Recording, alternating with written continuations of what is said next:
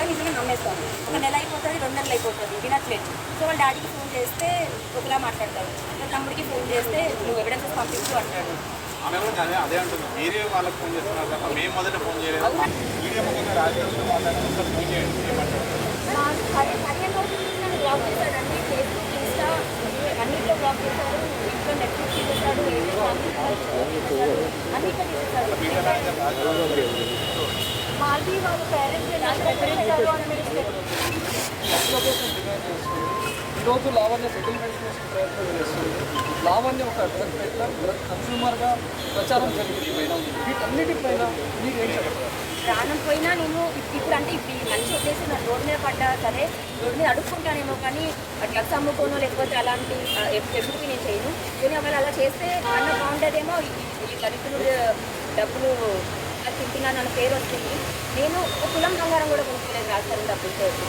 ఇంకా ఇంట్లో ఎక్స్పెన్సెస్కి ఇంకా ఆ చిన్న వాటి తప్ప నేను నాకు 10 లక్షలు పెట్టి కొనిచ్చినట్టు మరి చూపించమనండి పర్లేదు. నాకు ఎక్స్పెన్సెస్కి సర్వైవల్కి మాత్రమే ఇచ్చేవాడు. రాజధాని డబ్బులు నేను ఎప్పుడు రుజు ప్రాణం అంటున్నారు. ఈ రాష్ట్రంలో మిమ్మల్ని చూసి మీ పైన ఒక పెద్ద ముద్ర వేశారు. సో అయినా సరే మీరు ఆ రాజ్యం రావాలి.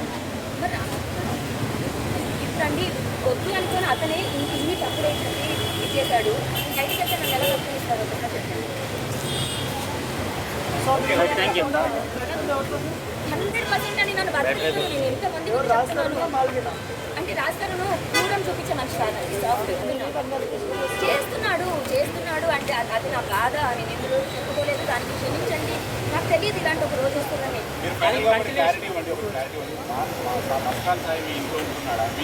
లేదండి, ఒక్కటి ప్రూవ్ చేయమనండి. మస్తన్ సాయి గుంటూరులో ఉంటాడు, మా ఇంట్లో ఎందుకు ఉంటాడు? మస్తన్ సాయితో ఉంటే నాకు రాజు కావాలని ఎందుకు అంటారు?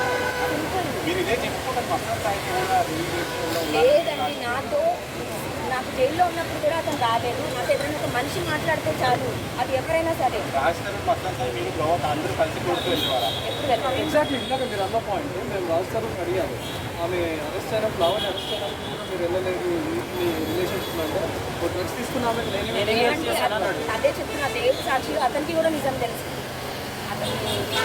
అతను తాళి కట్టలేదు అనుకుంటే మరి డ్రగ్స్ తీసుకుని అనుకుంటే ఇంకా నేను ఏం చెప్పాలి? కేవలం మిమ్మల్ని వదిలించుకొని ఇంకో అమ్మాయితో పెళ్లి చేసుకోవడం కోసమే కేవలం అతను ఇప్పుడు మాల్వి కూడా ఏదో అఫేర్ అని కూడా కాదు. He has plans to marry her. Malvini పెళ్లి చేసుకోవడానికి మాత్రమే నన్ను తెచ్చుకోవాలనుకుంటున్నాడు. నన్ను తెచ్చుకోవడానికి ఎంతవరకు నేను వెళ్తాను అని చెప్పాడు. వాళ్ళు చంపడం వరకు అయినా సరే. రాజు మంచోడే కానీ అమ్మాయిలో డ్రాప్లో పడి యూజ్ చేస్తున్నారు. క్యారెక్టర్ మొత్తం అది కాదండి. ఎందుకంటే మేము సంతోషంగా ఉన్నాము.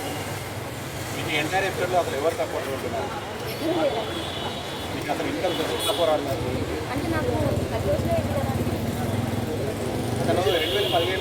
ఎందుకండి అప్పుడు